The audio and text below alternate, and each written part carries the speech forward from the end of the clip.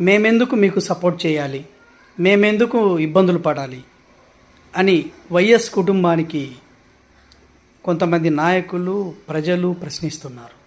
గతంలో వైఎస్ వివేకానందరెడ్డి తన వదినమ్మైనటువంటి YS విజయమ్మపై CM YS జగన్పై పోటీ చేసి ఓడిపోయారు. అప్పట్లో వైఎస్ వివేకానందరెడ్డికి అండగా నిలిచిన వారు ఇప్పుడు అడ్రస్ లేకుండా పోయారు.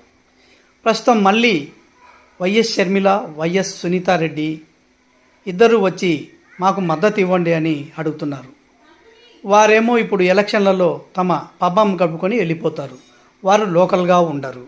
తర్వాత మా పరిస్థితి ఏమిటి అని పులివెందుల ప్రజలు గట్టిగా ప్రశ్నిస్తున్నారు.